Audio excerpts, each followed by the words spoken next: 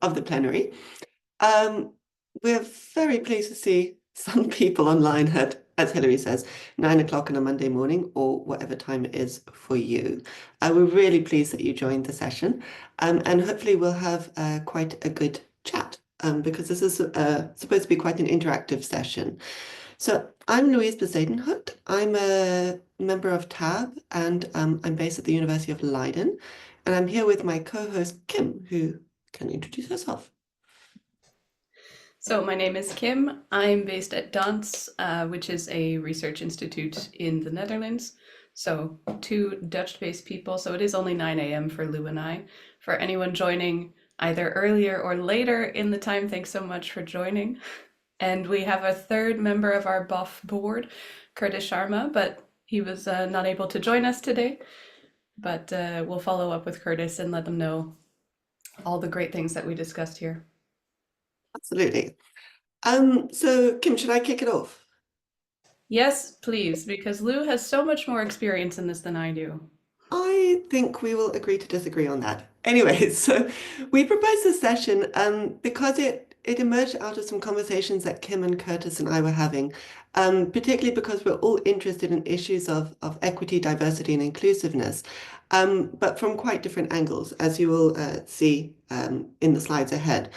And we started thinking how the RDA could be used as a force for good to enhance equity, diversity, and inclusiveness within data science, but also how we as a community could take some time to reflect on what we're doing at the moment, whether there are things that we should be putting a little bit more attention into, and whether there are things that that we can take forward as a community.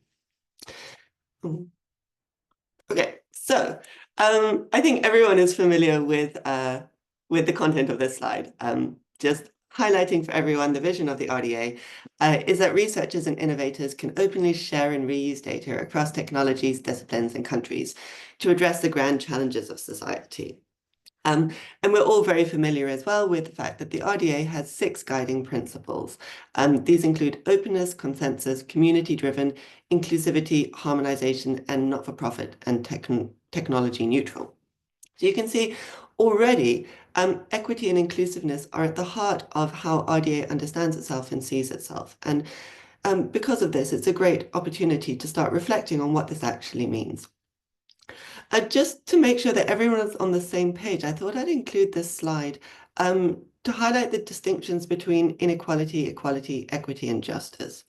So equality would refer to practices that evenly distribute tools and resources, while equity really looks at customizing tools that identify and address inequalities. So understanding that certain individuals will require more assistance or different assistance in order to engage at a level playing field with others.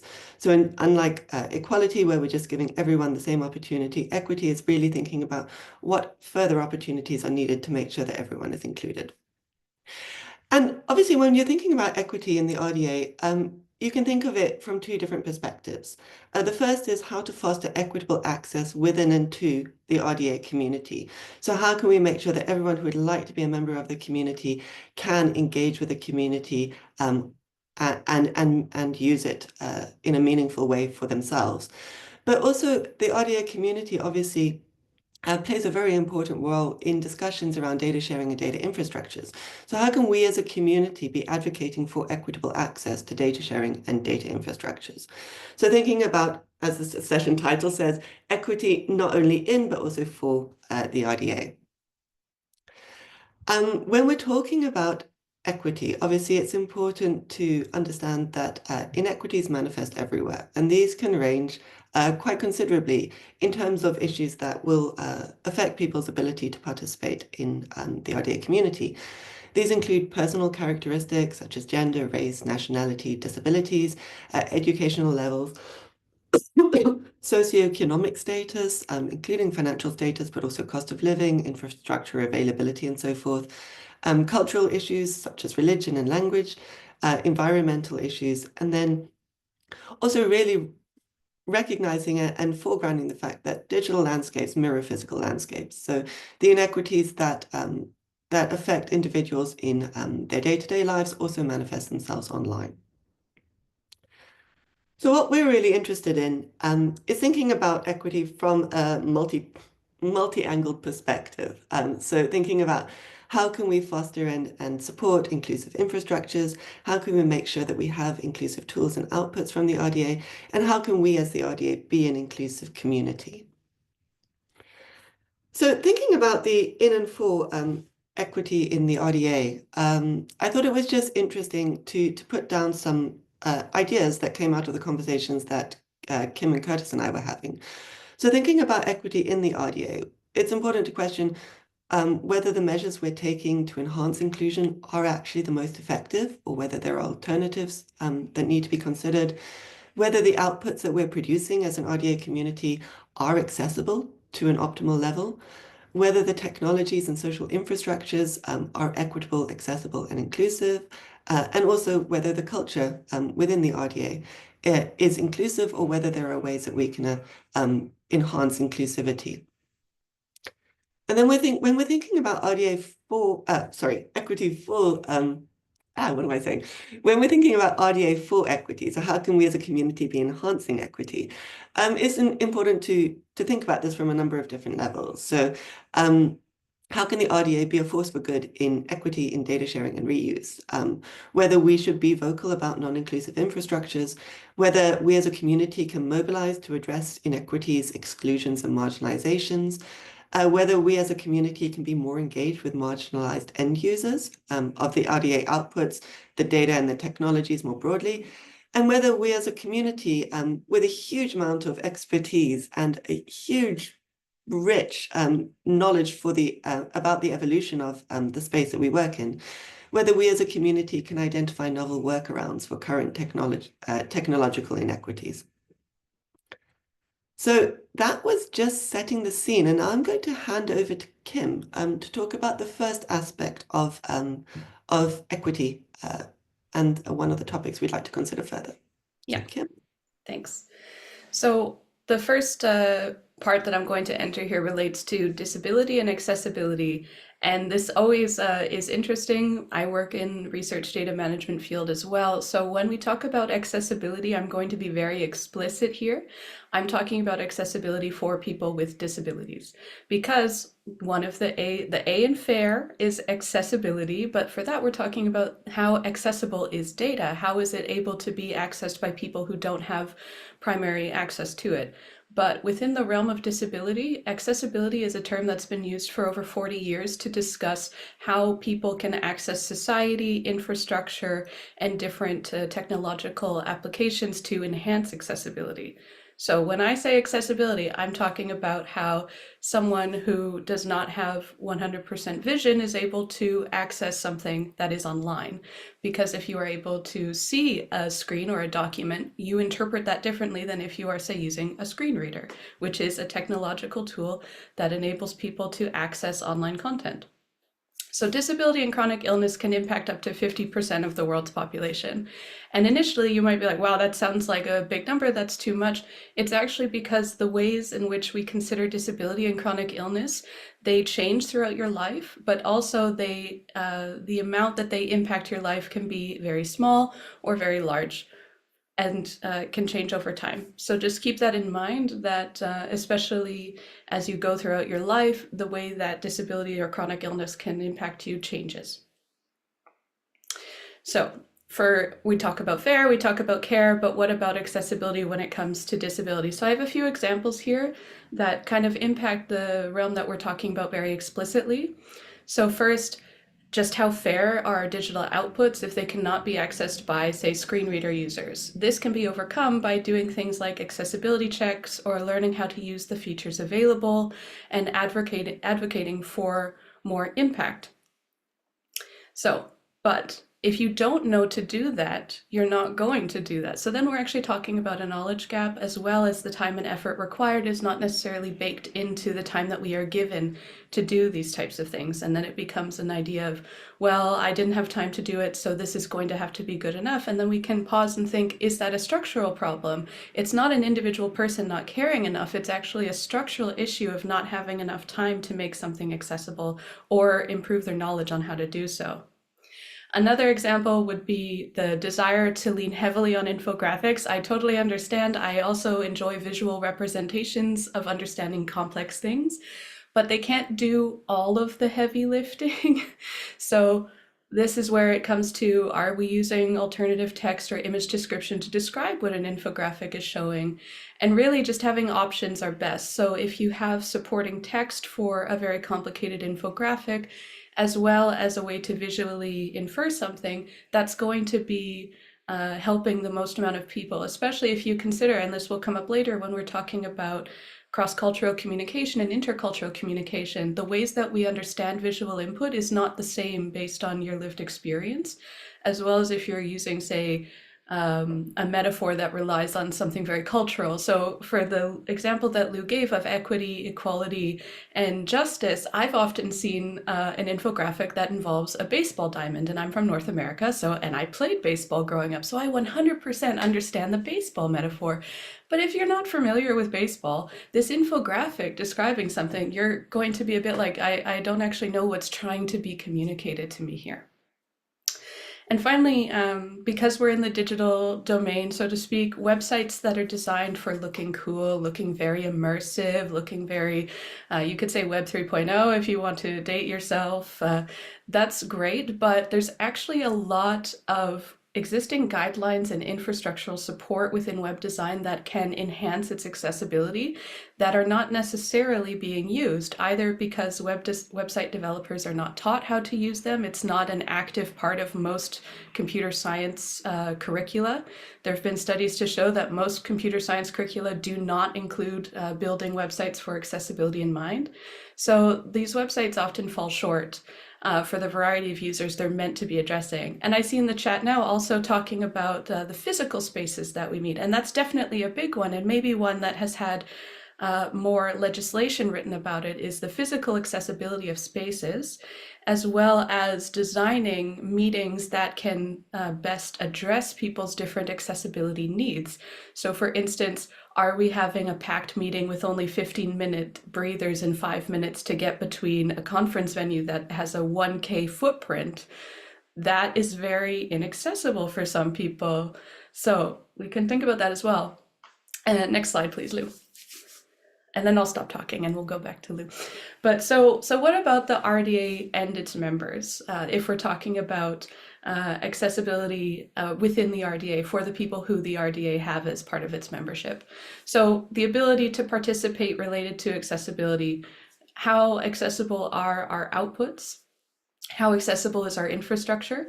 And I'm not saying that this hasn't been thought about before. Here's the issues. It's been thought about for quite a while and has been in discussion, but is that being visualized so that people know that it's being talked about and can lend their lived experience and their expertise to it? Also, the recognition that it is something that is being worked on. And then finally, the idea of in-person or hybrid or online meetings. Who determines how accessible they are? Because if someone who does not have any additional accessibility requirements is saying that something is accessible, it might not be. and I always let people know, like, options are the best thing that you can offer so that someone can make an individual decision on how they participate in something. So otherwise, the other thing to keep in mind is that the RDA is a global entity, and that can become difficult when it comes to how are we going to tell people the best thing to do, because there are different legal obligations at various levels. There are international legal obligations, there's national, as well as across domains. The way that universities need to provide accessibility for their students is very different than what they have to provide for their employees. And that's just due to the different ways that layers of legislation interact with each other, as well as, are you a private institution or are you a public institution? Because that can also impact what support you are given to make things accessible. So I'll end here by saying that we don't actually need to reinvent the wheel. I have brilliant news for you, is that a lot of these guidelines exist. A lot of this groundwork has been done. The issue then, or the main focus, needs to be on unearthing it and putting it into practice and really giving people the time to make mistakes. Because, and I tell people this as well when I give trainings on accessibility, there is no such thing as 100% accessible, because what is accessible for one person is actually inaccessible for another. So the best thing you can do is address options and really know and admit that you're working on it, and take feedback with some grace, and know that this is a long-term process. But I think that the RDA is very well positioned to be an organization that can really support this growth and have it support its membership in improving it. So that was my spiel. Super, thanks, Kim. The next section was going to be presented by Curtis, but he can't be with us today. But it was about representation and inclusiveness of individuals from less well-represented areas of the world, and how we can get them more included into the RDA. So I've just captured some of the things that Curtis had been talking about, but also in the recording, official statement of apologies to Curtis if I have misrepresented anything. But one of the things that we do need to consider when we're talking about inclusiveness is whether hybrid and online meetings are doing the work that we expect them to do. Obviously, particularly since COVID, there's been a lot of interest in having meetings online, having hybrid meetings to facilitate inclusiveness and engagement. However, we tend to just often stop the conversation there and assume that this is the pathway that is needed in order to maximize inclusiveness. And we tend to forget that hybrid and online meetings do have hidden costs. The first is relating to the cost of data. So I put an image on the right-hand side of the screen, which shows the cost of 1 gigabyte of data in countries around the world. And you'll see that they vary quite significantly. And I think if you'll reflect back on how much you're paying for a gig of data, you will see that certain countries, the burden of data is extremely high. And if we're having week-long hybrid meetings, we're expecting quite a significant data commitment from users around the world. And this is particularly pertinent when we're thinking about plenaries or meetings that are in time zones that would necessitate that individuals use their personal data instead of their work data to join the meetings. So we do have to recognize that the cost of data can sometimes be quite a significant barrier. We also have to recognize that joining meetings online when it's a hybrid meeting means that you're often missing out on the networking. And I think we'll all agree that the value of the RDA is often greater for the chats you have at coffees and between sessions than the chats you have in the sessions. So whether or not hybrid meetings are actually facilitating that deep community engagement for members who are joining online remains a discussion that needs to be had. And similarly, as Kim was saying, the platform choice can sometimes be exclusionary for individuals. It might be a very data-heavy platform. There might be better alternatives. Even things like leaving your cameras online can actually have cameras on, can have implications for how individuals are able to participate in the meeting. When we're talking about individuals around the world, we also have to recognize language barriers. RDA does operate primarily in English, even though there are smaller communities. I see Francoise online, and the national community in France does a lot in French, and the Latin American countries do actually do their work in Spanish. But when you're engaging with a meeting, when you're engaging with a working group, you tend to be engaging in English, and this can be very difficult for some individuals. And even having things like better, more detailed notes that can be Google translated, having a list of terminologies that are commonly used that can be Google translated, can be a way of including individuals for whom English is not a comfortable language of communication.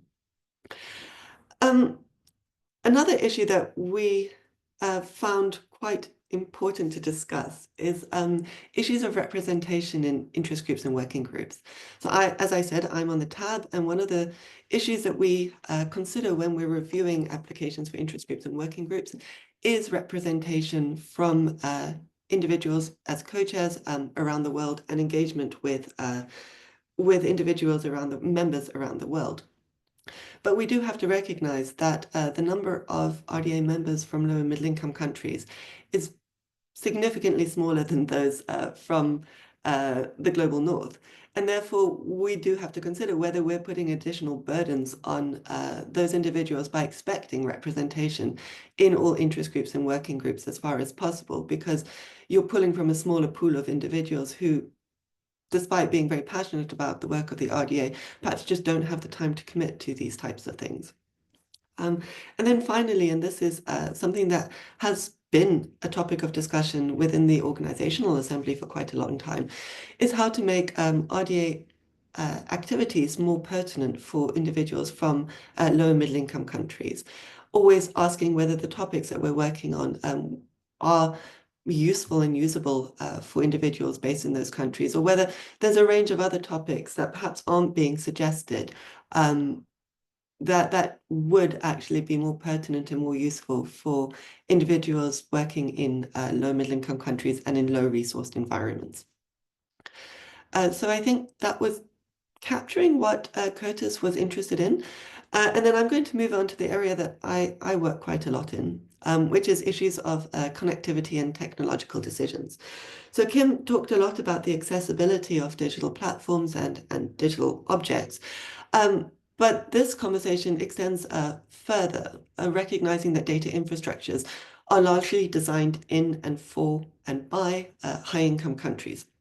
And this can create unwieldy options for users in low bandwidth settings, individuals who are using older technologies, and individuals who have other infrastructural challenges.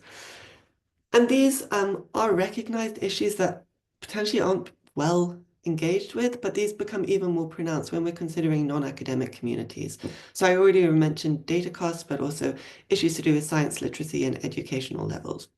And these can become very alienating and create infrastructures that are inaccessible for users who potentially be interested in working with and on and for them. So this is a slide from the Alliance for Affordable Internet that I think is very helpful and has really helped me to help drive forward some of these discussions about what meaningful connectivity actually means and what exclusionary digital platforms are. So when we talk about digital infrastructures, we tend to talk about accessibility in terms of the digital divide. So with the assumption that if people are online, they can engage with the infrastructures and they can benefit from them. But what that binary framing causes us to do is to miss out on the idea of connectivity as a continuum of use. And this is what meaningful connectivity really drives home, is that you can be online, so the distinction between no connectivity and basic connectivity, but still miss out on a lot of the resources and opportunities that that being online should afford you. So in terms of infrastructures, affordability, devices, skills, and security and safety, there's a lot of issues to consider. And a lot of areas to work in order to make sure that the infrastructures suit users from the range of connectivity that exists around the world, and to make sure that the infrastructures allow them to engage meaningfully with the resources hosted online, rather than just showing them a promised land that they're still not able to make use of. This is also, geopolitics is also something we need to consider more strongly, and I think this is becoming increasingly topical with the situation in the US, that politics are increasingly showing themselves in digital environments online. So we're seeing issues of data removal in the US, we're seeing moratoria on data creation and analysis, but we've also for a long time been seeing issues of sanctions leading to geo-blocking and the inaccessibility of tools in certain countries around the world.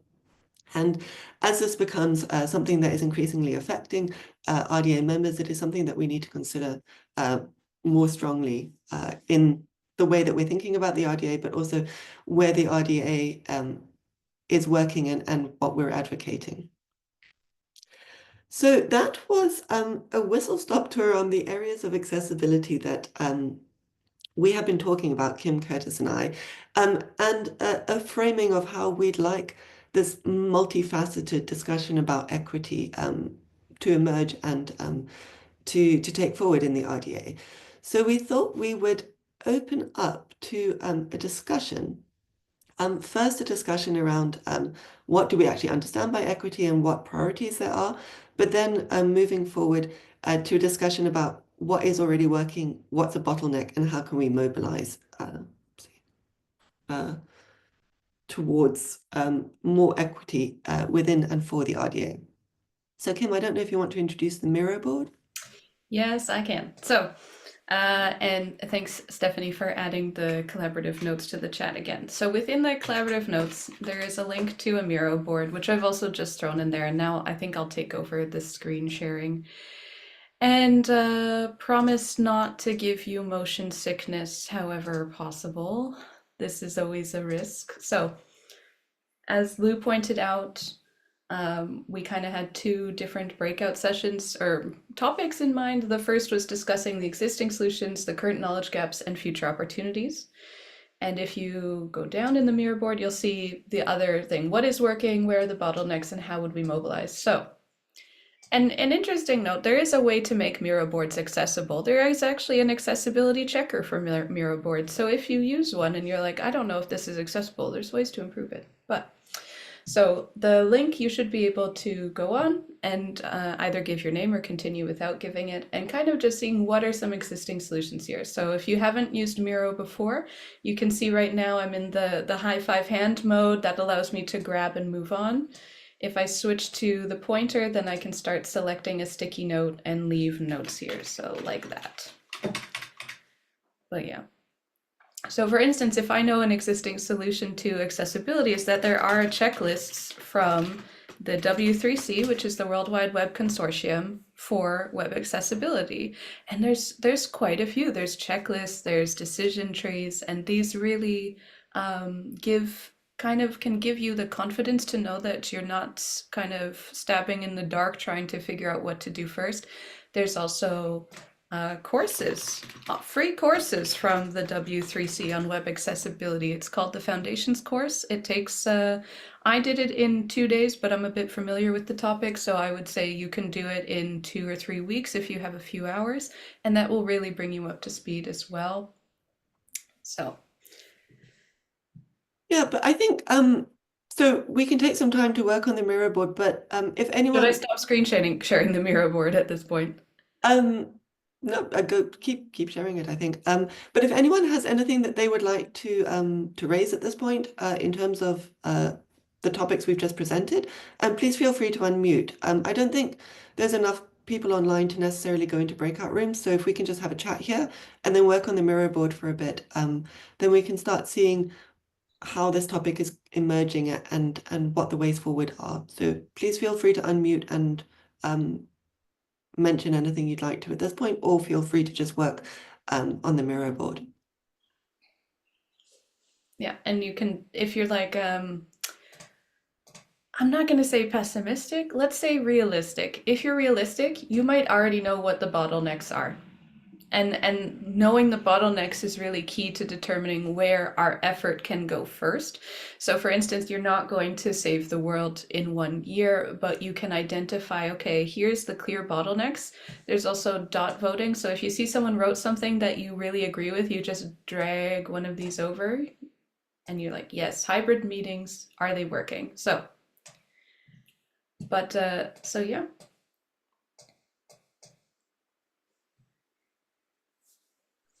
I see we already had quite a few great comments in the chat. If you can move them over to the Miro board as well, so we have them all in one place, that would be great. Sorry, Hilary, I think I cut you off. No, it's no problem. I didn't put my hand up, which is probably that sort of a thing you're supposed to do, right? No, but no, I really just wanted to kick it off to see if someone else will talk, but to thank you for a start for raising this. I note that in most of your presentation, you said we as a community, which I also appreciate because, of course, you talk about the community, and I thinking to myself, okay, but we as an organization also, I would add into that, and maybe we could in also with the comments that people are putting in or the ideas, and nothing is too much, as you said, Kim, with with good grace. Is that the word? How you said? You take things on board. I think that we are an organization that tries very hard, but I would be the first person to say that we fall short. And we can do an awful lot better. Yeah. And even I will openly say this, Kim gave us accessibility guidelines that are still in the queue for something to do. So there are things I think that we'd be very grateful to to see people and get comments and feedback on that, and how we can do something with it as an organized, like as a secretariat, if you like, to raise awareness with the community. I'd be very happy to see what we can do. I'm also wondering, maybe this is towards the end after all the chats happen, but I don't want to jump the gun, and you can save the question for later. But how do you see this evolving after this particular meeting? Or is that part of what's going to happen at the end? Oh, spoiler alert for my last slide. Sorry. No, Well, I think don't spoil it. So no, I mean it's not a surprise, definitely. We were well, we proposed a session because we were just interested in trying to find a group of people who'd be interested in thinking along with us around this. We were thinking based on the comments, we could consolidate them and pass something forward to you at the Secretariat, but also discuss it with the tab. But then if there was enough enthusiasm for this, maybe to create a community of practice or an interest group around these issues, because I think this is, as Kim says, this is work that doesn't have necessarily an end. There's always something more we can do. So thinking about maybe making it a topic that we work on for a longer period in the RDA. Andrew, you got your hand up. I'm Francis, go for it. I was going to follow on from Francis's comments, so maybe Francis wants to go first. Oh no, Andrew, I'm afraid to go first. Oh, okay. I am too. Here we go. Francis's second comment is what I was going to pick up on. We're hearing different versions of accessibility. There's now sort of a comment about geographical and then sort of career position or socioeconomic questions, but I also think there's sort of epistemic axis here as well, in that some of us sort of attend in our roles where we work with certain communities who are quite distal from RDA land, but who nevertheless are the beneficiaries of some of the work that we do when we are in this space, and it sometimes takes a lot of translation to get back to them, and they often don't have a sense of what does happen when we're doing our RDA land stuff. So it was actually something I brought up on a call with Lise, who I see on the call today here as well, earlier this week, thinking about mechanisms for bringing some of our community along with us to these kinds of meetings, knowing that they may not have the resources to, pay for the plenary, but still would benefit from knowing what the conversations are in these sort of more otherwise cloistered spaces. I know that's maybe a bit further from where we began the conversation, but I just wanted to flag it here. Thank you, Andrew, for making it easier for me. Yeah, I've been hammering on this in Huvas for the past few plenaries, and I've always felt it's an unpopular thing, so I'm glad to see this session today. But it's really difficult for me to deal with this within the working groups that I'm in, especially where we have people who contribute so much and they're not able to participate in the results of what they've done. And it's the working groups, it's these people in these working groups who really make RDA work. And then we come to the plenary sessions, and people like me or Louise or Andrew or something, we can go hang out, which is nice. But I just don't know how to deal with it so well. I mean, I've done my best to support these people in the past, but it's, we need a structured solution to it, not just charity solutions or things like that. We really need a structured solution to this. And it's critical. It's absolutely critical. And it's going to impact the RDA in a significant way if we don't find a solution to it. And I just also, doing this thing, about where people come from or something like that, that is not the correct way to address it. It's not about where you're geographically located. It's not a geographical question. It's an economic question. It's a financial question, and it should be addressed that way as well. Okay, thank you for listening. It's really great points. Thanks for raising that, Francis. Yeah, I totally support the framing as an economic barrier rather than solely a geographical barrier. I can just tell you something, what I've done in the past when I've organized meetings in another organization. All I've done is, because if the people don't come to your meeting, then you don't get their income anyway. And normally if they do come, whether it's in person or not, that's the way I've always done it. It's not such a huge impact on an overall budget. So what I've done is to say to people, send me a letter saying that you can't afford to come. And you don't even have to tell me why, because it's uninteresting. Just say you can't afford the fee. And generally, people are completely honest about this. You don't get anybody abusing it. So I'm just saying one thing. I did it for years, with the European Forum for Good Clinical Practice. Big meetings, people in person, people online, and we had never a problem with it. So the only cost you have here, of course, is the Hoover cost, because that's per person, I believe.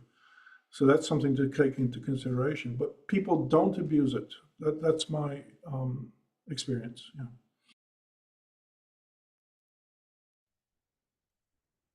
It's a great point. So are you saying that the individuals who wrote you letters got online access for free, or are you talking about in-person sponsorship? Oh, in person, anything, because we're doing science.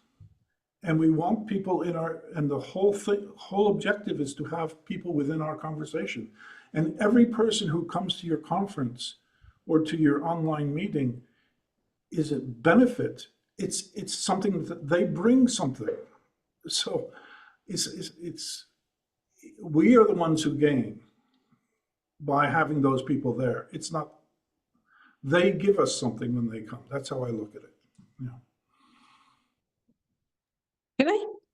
Can I ask something to Francis? I was just going to ask you if you had any comments, so go for it. I do. So I appreciate the reference, I suppose it is, Francis, to the LMIC issue, and that it's not that, and I appreciate that too. Thanks for pointing that out. What was I going to say? I was going to say to you, I lost my train of thought now. Yeah, but no. I know what I wanted to say to you.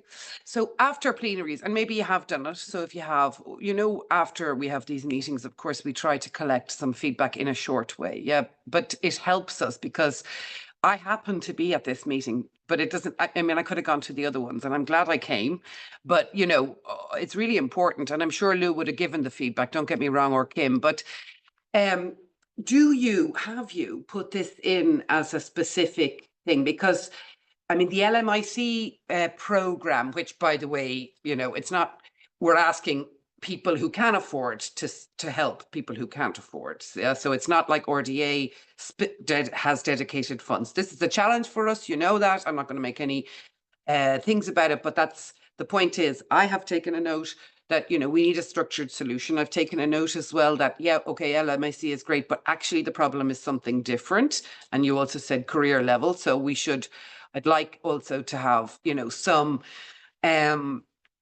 more discussion internally about that and what that means. But have you provided us with written feedback on this in that way? Because that's really helpful in the survey, if you could. Okay, yeah, I don't know which survey it is, but yeah. No, but in the past, because you said you've raised it before, and I know we often get every single time, by the way, you know, the thing about the challenge of the barrier and the costs and sort of, and that, I mean, we're aware of it. But that doesn't matter. I mean, this particular thing is important, and even if you put it in every time, it's fine. Yeah, it's important for us to get constructive criticism, and I like your suggestion. And if anyone else has ideas around this, it's really helpful. Yeah, because sometimes, you know, the whole thing. Here we're talking about money. Yeah, which is going to become a more and more difficult thing for everybody, right? Because we've received what's happened with budgets around science. But we could be a bit of a flagship if we can get it right. So I'm very grateful for ideas as well as to how to manage this in an equitable way too, because last thing I want to say is I do fully agree with you, Francis. I don't think that we have ever come across anybody who applies or asks or anything, you know, who doesn't really deserve it, if you like. You don't get those time wasters or people trying to.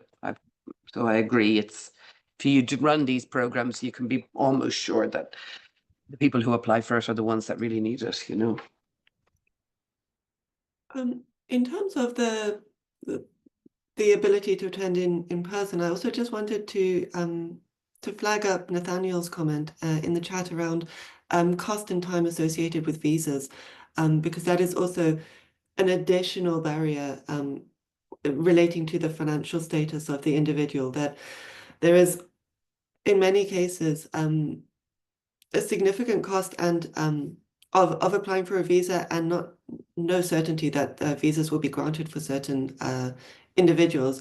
And I know on the African continent, there are situations in which individuals have to travel to a different country to go to an embassy to make an application. So it can be significant amounts of money and time in order to prepare to go to an in-person meeting.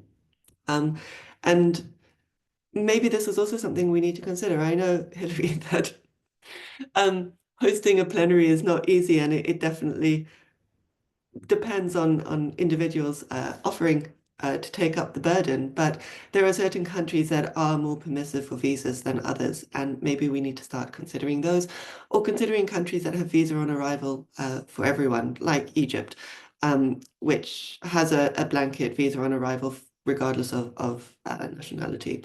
So those are also things to consider. Stephanie, I see your hands up. Sorry, I've been blethering away there. Sorry, I was just typing something into chat. So one thing I was wondering is, has the hub and spoke model for conferences been tried or considered rather for the plenary? Because that might bring people together at a more local level. That could eliminate a lot of the travel costs and travel visa requirements, etc., but still offer a little bit more than a hybrid thing where everyone sits in their own office. You mean like a watch along in a local setting? I think sort of. Francois, So I think you did that in France, didn't you? No. Francois. Anyway, sorry. So I think. Sorry. Were you asking me something? Yes, it was about Stephanie's hub and spoke model. So Not mine. I have no idea what the model is, but if it's to put people in the same room to listen to what is going on and participate, what we do is that we are not in the same room, but what we do is we create a network between the French participants. before, during, and after the meeting. So I see several of them around here. And it's a way also to help people to participate when they are new or when they are in, let's say, more remote work environments. But we do not put the people in the same room. And I don't know if I think that being able to stay where you are normally helps to participate in a sense. So the the idea with the hub and spoke is basically to bring people together, but not not on a global level, but more on a local / regional level. So there would be some time commitment, possible costs, etc. But the idea would be that you actually interact. You don't just watch everything like it's like it's a sport event, but you can also interact during, afterwards, have some networking session, have some local contacts potentially discussed. So I think there's attempts to try something like that out with another meeting. I think EGU was thinking about it, but I don't know. So that's something that might be a bit of a middle thing between virtual participation and fully in person. It's a really interesting model, and I definitely think something that we should be considering. Francis and Andrew, I don't know who had their hand up first, but whoever gets to Thank you, Louise. unmute. We did this last year with the Force 11 summer school that we organized. We had a summer school on AI and publications. And so that they usually have like just a virtual thing over 3 days. And what we did was we organized in-person events in Delhi and in Beijing, as well as the global event with Force 11, which is in California on California time. And they held their own workshops in person in these places. And then we looked for times when we could get together with the entire group, like 2 hours or something, on Zoom. So they did like 8 hours over 3 days, and then we did 2 hours together each day to kind of bring things together. There's a lot of work, there's a lot of organization, and you need somebody local, who really wants to do it. But and then they can do their own thing. They can do it in their own language. They can do it according to, what the AI needs and publications are in China or what they are in India. And we can have the global discussion alongside that. So that was something that we're going to try to do it again this year and see what happens. But I think that's a bit what Stephanie is talking about. Yeah. That's great. If you can add that into the Miro board, that would be great so that it's documented. Andrew? Yeah, it was just another example of a conference that I've been to that's done this. It's the Data Power Conference that I can also add to the Miro. So the year that I went, it was in Canada and Bremen and somewhere else, and then I just saw that the 2024 one was in Bangalore and Graz. So again, you have sort of hubs and quite a bit of folks gather at each of those places, and I found that to be a quite nice way to do this. That again, given the current geopolitical situations, may call more and more upon us to do that. Absolutely. And Kim? So I'm curious, like right now we're talking a lot about plenaries. We're in the middle of a plenary right now. Our thoughts are mainly on how we get together, how we network, how we interact, how we can better facilitate that. But just thinking a little bit broader for the idea of this proposed interest group is beyond a plenary. How else do we increase involvement, increase diversity and inclusion within the RDA, but also how do we make sure that, as Francis mentioned, the efforts that are given by the variety of people within these working groups are also recognized, they can benefit from it, they can also use it. Is there something else that has come up that people have noticed? Either they have colleagues that aren't able to join or able to give feedback.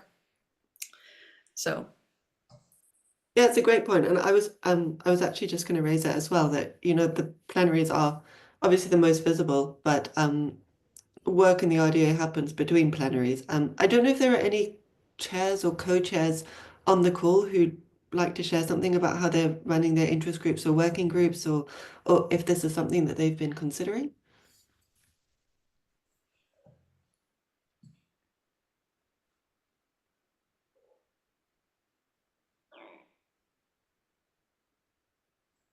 I think everyone is still pondering. There's a few in the chat that in terms of for hub and spoke could also work for work, and we're thinking a book sprint model.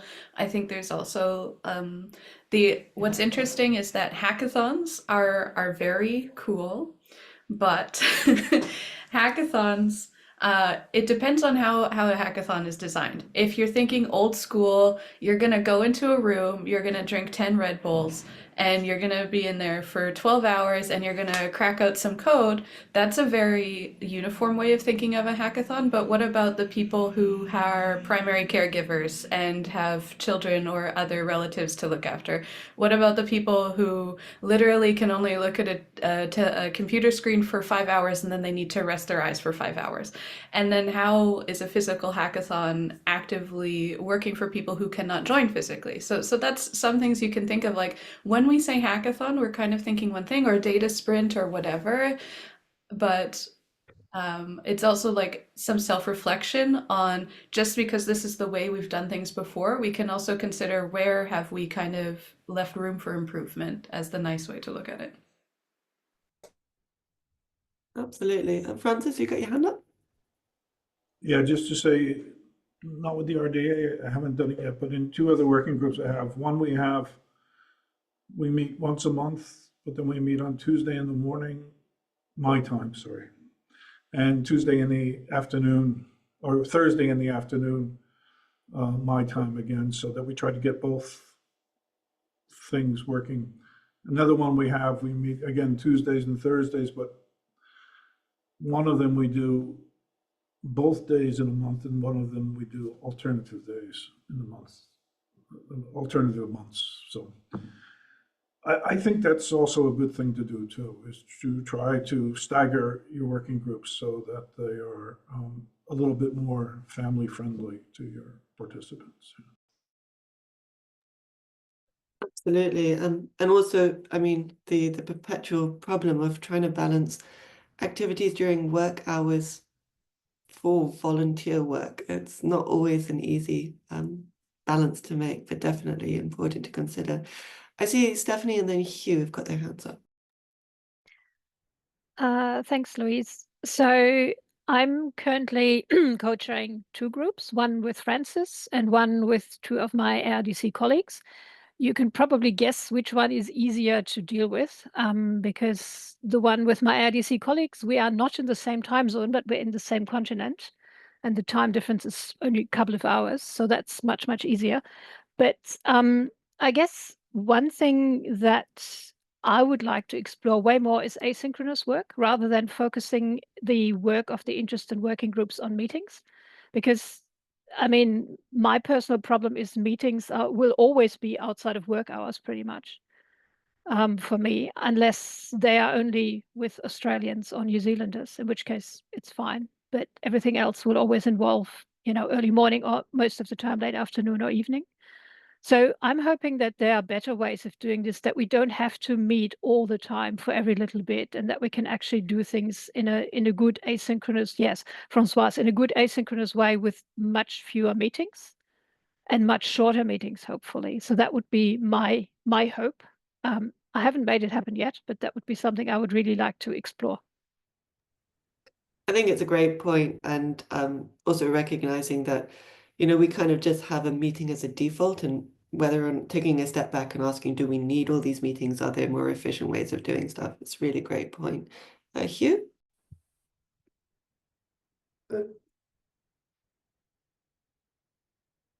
Sorry about that, folks. Hi, lovely to see you all. So a couple of things here is one of the things I think is important here is actually try and quantify a bit better what our problems is, because what we have right now is a situation where we know there are issues, but on the other hand, what strikes me is that often when you present, you know, a graph or a plot or a histogram, whatever, suddenly everything gets very, very concrete, and suddenly everybody else who's not been turning up at these kind of meetings suddenly says, "Whoa, shit, didn't realize it was that bad." So there's some things, and you know, some of the stuff I'm happy to volunteer to do a bit of crunching on this is to ask questions like, and I've put this down in the Miro, what's the churn rate for attendance of plenaries? In other words, among say high income and low and middle income countries in terms of attendance. In other words, and by churn rate, I mean, how many times do people turn up once for say a plenary and then never apply again? We could also ask questions in terms of sort of like, dare I say, follow-up surveys to say, to address the kind of things, Kim, that you're talking about in terms of accessibility from a disability perspective, in terms of saying, look, you know, what are the problems, you know, as somebody, you know, if somebody has a disability, you know, have you actually encountered problems, say, with respect to the to plenaries and so on? Now, again, I may sense a collective rolling of the eyes when people say, "Yeah, we did all that," and you're stupid for not for not paying attention to not paying close enough attention to that. But it's if it is, you know, totally my bad. But it's really worth being able to kind of go quantify the problems, see what the issues are.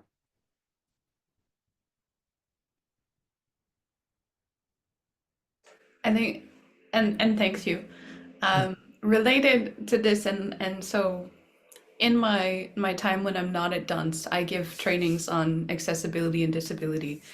And related to this is kind of a reminder to people that, at least where I live in the world, in the Netherlands, and where I'm from in Canada, you're not supposed to demand that people tell you what accessibility they need, what their disability is. It's a murky legal ground.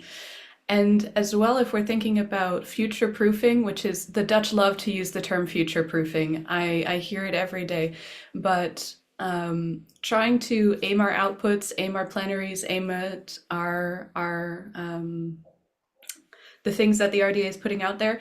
Aiming it for our current audience is one thing, and if we decide, okay, we need to pull and see how many people need these features, that's one thing, but also making it for future generations, making it able to be reached out. So if you are a working group chair or an interest group chair, the drive might be to be like, oh, I should pull my membership and see who actually needs these features, who needs to have an accessible PDF. And I'll be like, first of all, don't ask that question. That's a can of worms that you don't need to open unless someone is comfortable telling you. But second of all is that for the future, the output should be accessible. So we can talk about like, okay, what's the priorities? And I understand that there's a lot of time. But same also for the conferences, and I think you're right that like trying to figure out what the return rate is for people who maybe came once and then they never came back. Why didn't they come back? Is it that they realized like, oh, this isn't actually for me? Or is it that they had such negative or neutral experience that it wasn't worth their while? So that can be a good thing to consider as well.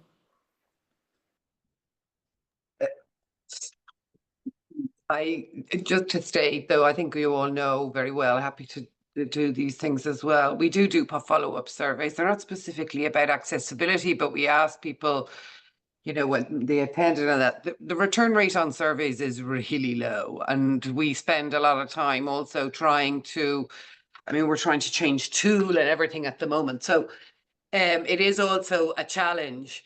I also would like to ask you, Kim. I mean, I know you're coming at it from a perspective of disability and accessibility, and I'm aware of that.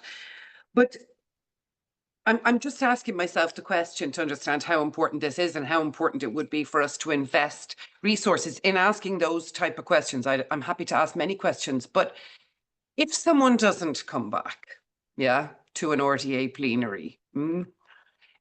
Because we know the numbers here. I showed the pyramid. The pyramid, it's a pyramid. It's always been like that, as far as I've been involved, at least, you know, where you have the top layer of people who are driving. There are the middle group that are contributing, and then the bottom ones who are observers. And, you know, they may come along because it's in their country, in their time zone. Somebody brought them along, in the case of, you know, because you have to be a member to be here. Well, you should be a member to be here, which is also one of the challenges that we have. It helps when you have, there's a, you know, some sort of a process that you have to go through to get. But I'm just sorry. I know it might sound like a really stupid question to ask, but I'm wondering, can you tell me what's the importance of knowing that piece of information, so I can. No, for sure. And maybe it's like breaking it up into smaller things. So first, in terms of a large plenary, having a survey asking people, that's you already do that. So I'm not saying you don't do that. And then so what is the return on investment of asking people? It could also be, okay, so a survey is one approach for asking people, but you can also contract someone or bring it up as an internal task force to do qualitative interviews, more structured interviews, to see what is someone's experience at an RDA plenary. But put that aside, because I'm not a marketing comms person, put that aside. We can also consider when you are a working group chair or an interest group chair, and you have a solid group of members, but then you have a few people who they drop in for one session and then they never come back. And you can also be wondering, like, okay, so I had someone who was interested enough to come and then they didn't come back.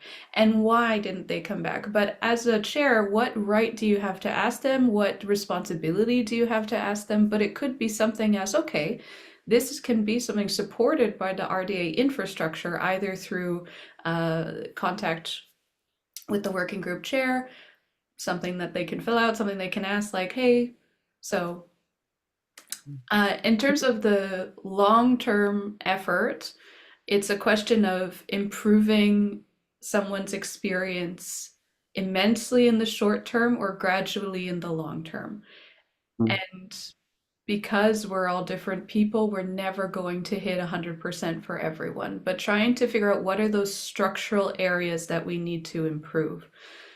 And can people, I've like even recognize the structure that they exist within, because they just know that something isn't working for them. They don't see the whole infrastructure. So if the first response is, we have to do it this way because of X, Y, they might be like, oh, so my experience isn't necessarily going to be reflected in this survey. But Okay.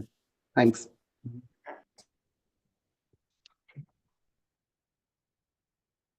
Hugh? Yeah, so I think one of the things is in terms of looking at data, and even yeah, I'm well aware, Hilary, that looking you know, putting in more surveys is hard work, and you know, you get pitiful responses and so on. So I'm cautious myself. But even in terms of the data that we have, I think it's the comparison is what's important in terms of you know, the first thing to say is how significant is it, for example, for attendees from low middle income countries, how much worse is the situation for them in comparison to high income countries is the issue. Because there's one thing to sort of say, oh, if there's a high churn rate for example for high income countries, that's one but it's more, is it higher for other groupings, and then kind of starting to understand because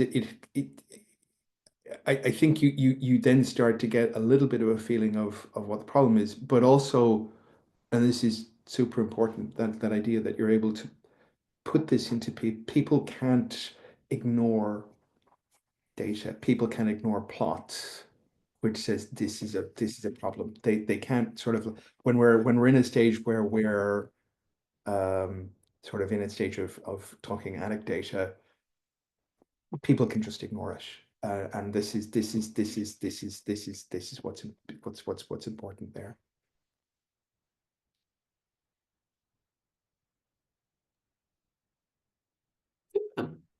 Kim, I don't know if we want to move to have a look at the mirror board. Do you want to share your screen and we can have a look at what's being said? Sure, just 1 second. So let's see, to share properly. Excellent. So the first half, we're talking about existing solutions, current knowledge gaps, and future opportunities. I had to make more post-it notes, so I'm very happy already because that means we have a lot to look into. So if we start with what's working, existing solutions, and this might not be solutions that we are using yet, but they exist there and they're able to be implemented. So checklists from W3C as well as courses. This is related to accessibility. I will drop this whenever I can. Creating or using checklists of acronyms sometimes. This is often used in collective communities who at the beginning of every meeting, they have a go around and they introduce each other and talk about themselves, but can also talk about checklists. There's grants. There are personas. I don't actually know what personas are. So whoever wrote personas wants to kick in. There are academic papers on these topics. We have best practices from communities such as Our Ladies. We know that we can do asynchronous collaboration. We had to do asynchronous collaboration previously. We can think back to the 1600s of writing letters and sending them across the Atlantic to asynchronously collaborate. Maybe we can close the time gap there a bit, but so there are recordings of sessions, so this doesn't replace the live experience, but it's better than nothing. And additionally, when you record something, you're also able to generate transcripts, and then someone can have that support there. You can improve the transcripts for captions, and then they can be translated. So recordings actually are a great kind of gateway to increasing the ability for people to participate. Quiet rooms for people to decompress at physical meetings, 100%. Empathy maps, community engagement methods, translations, and grants to translate key resources. That might be also necessary there. I mean, we can do a lot with technological solutions to translation. However, they need to be checked by someone with subject matter expertise so that you know that the translation is legitimate and is actually meaning the same thing. So let me just see the chat. Yep. Personas. So Sabrina gave a definition for personas, so you can check that in the chat. Moving on to, so we talked about solutions, but what about our existing knowledge gaps? And I won't go too much into these like in depth. We've talked, we need to consider how to handle time zones.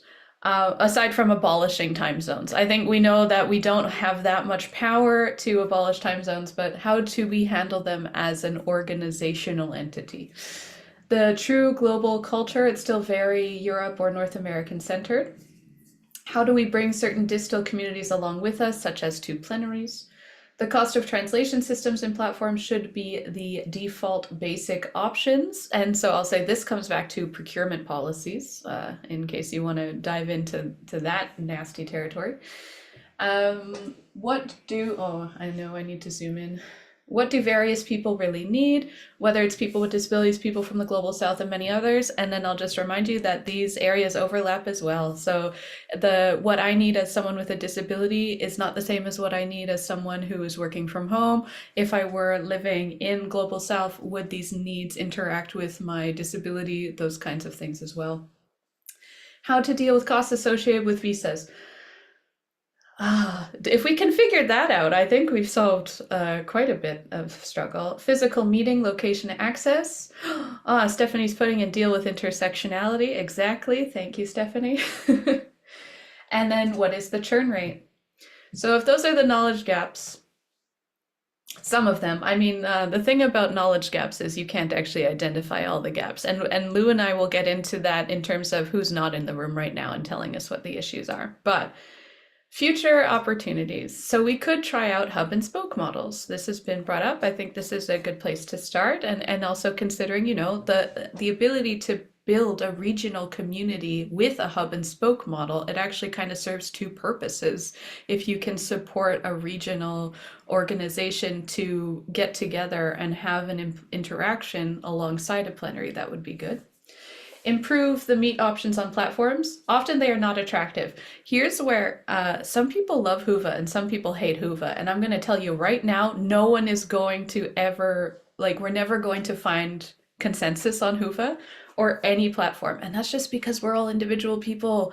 We all, like, depending on our interactions with the internet, our generation, our aesthetic choices, our accessibility needs, and the way we like to click things on the computer, we're not all going to like the same platform. But if we can identify where some gaps and some problems exist and how to overcome them, then it doesn't matter what platform we use, we can improve it. For example, sharing music we love can make a good start of contact online, better even than meeting in person. So having a bit of a social element before an online meeting begins.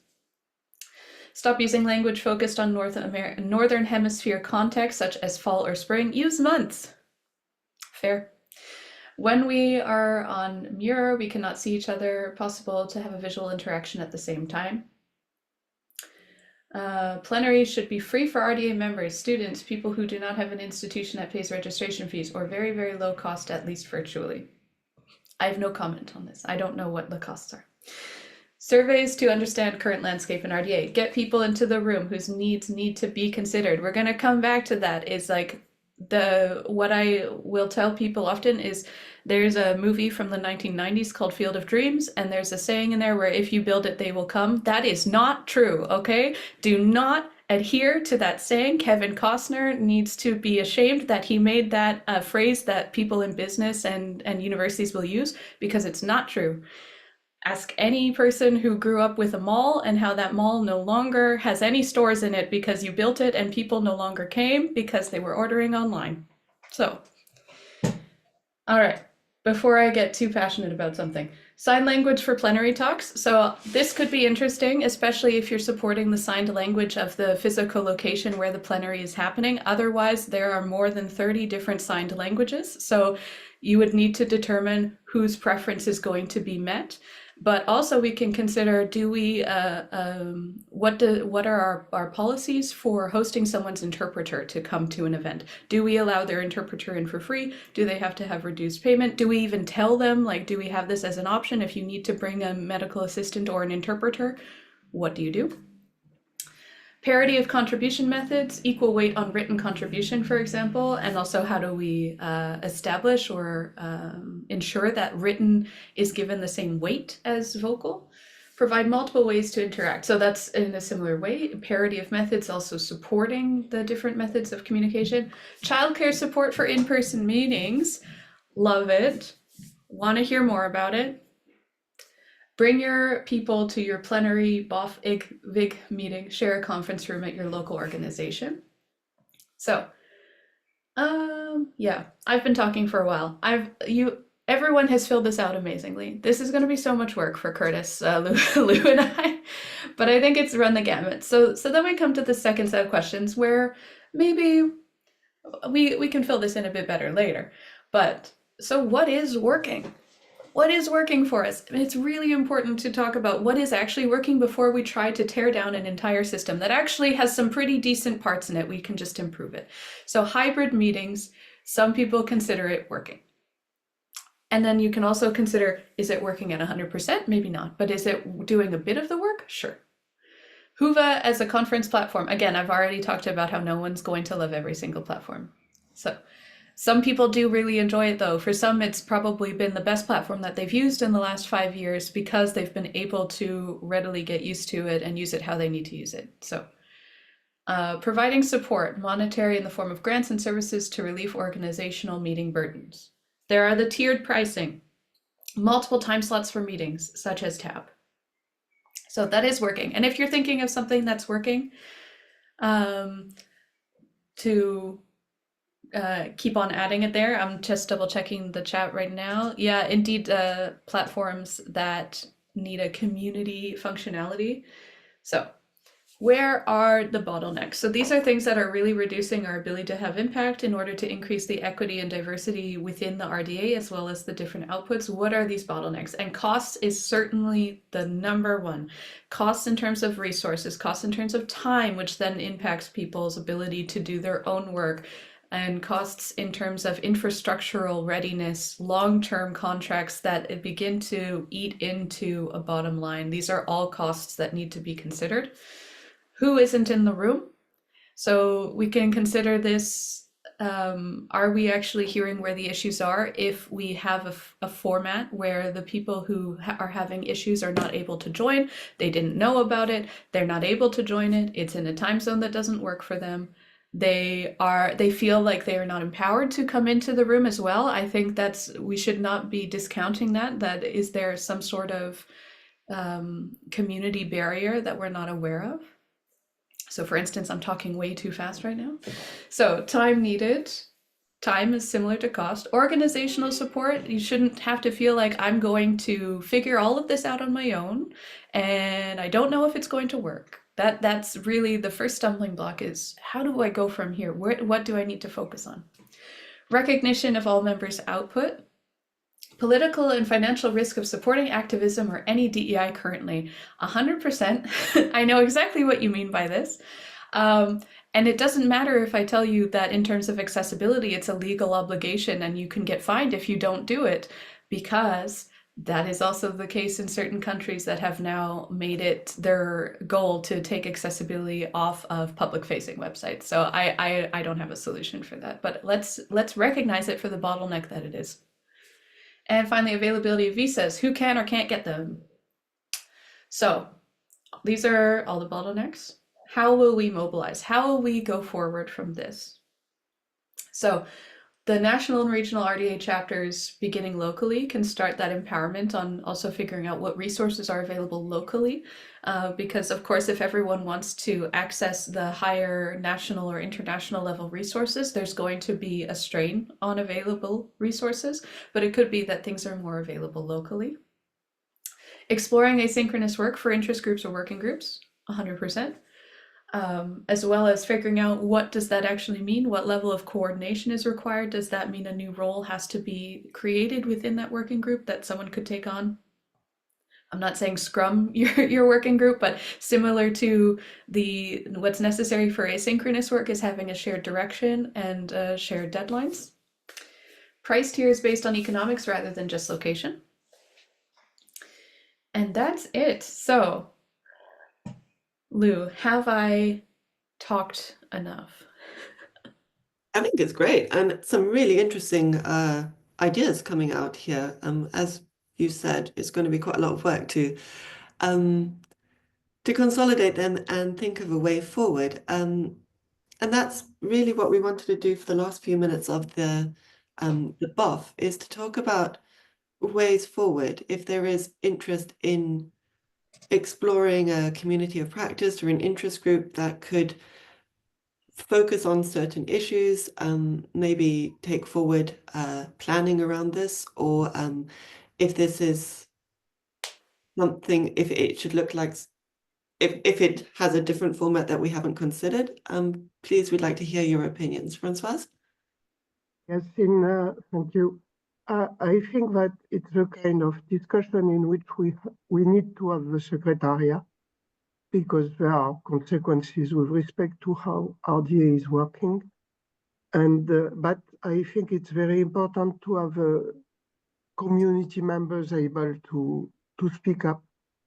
So I agree that it would be useful to create a kind of group, whatever it is in practice. But I think it would be, we see that there are people interested, and there are many different levels in that, and including the local one, including at the organization level. So I think it would be good to try to create a structure to discuss this, including people from the Secretariat. Excellent. And I totally agree. I think this is something the community and the Secretariat need to go hand in hand together. So within the chat, I'll just add that, so Stephanie asked, do you want us to add more things to the board over the next few days? Yes, because Lou and I won't have time to condense this for a couple of days. So if you would love to, then go for it.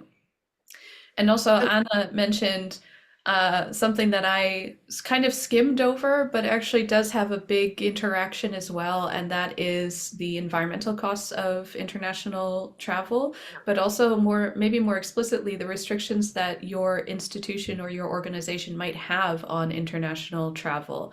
So if we're going to do our best to make in-person meetings the best that they can be, there's still going to be people who are not able to join them because their organization no longer covers the costs of that travel as well. You can also think as an individual, your personal choices related to environmental decisions. So another reason to make sure that hybrid or online meetings can be supported to also suit this as well. That's a very good point. Just to tap into what Stephanie was asking about the board being open.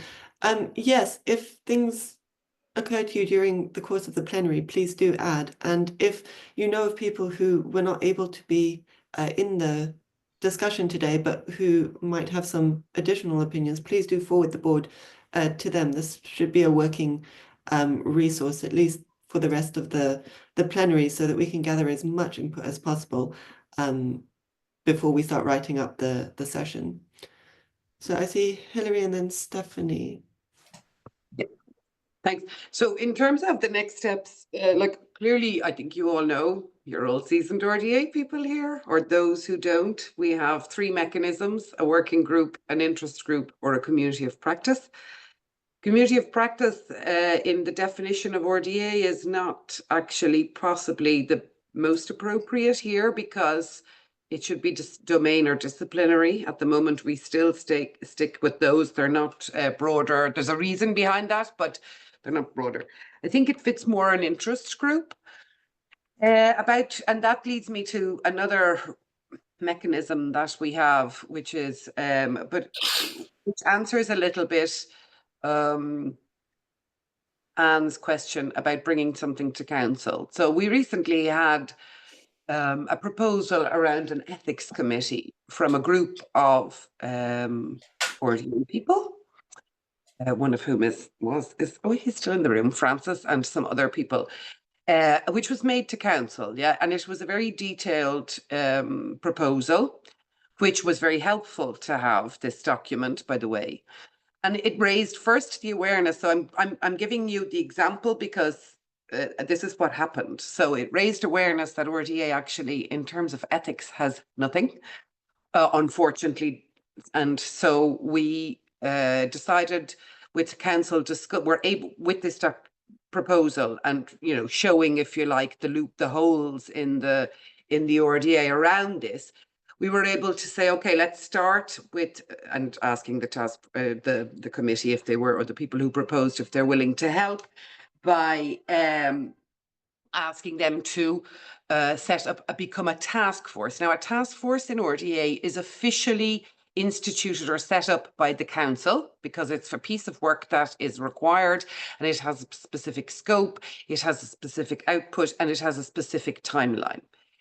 With respect to accessibility in and for RDA, I think that a task force might solve or be very valuable for some of the things that were discussed today. But I need to take a proposal of that kind to council. And in order to do that, I think here, and this is my opinion, that possibly starting an interest group coming, and maybe one of the things could be, fluffing this out more and also defining the scope, because while I really appreciate all the feedback and it's really good to have it in the thing, we need to really think clearly I don't want to make empty promises to the community. I don't like to do that, as you know, and I've been burned so badly with the web platform. So what can we actually feasibly do? What is fair to ask a volunteer community and a low-resourced secretariat?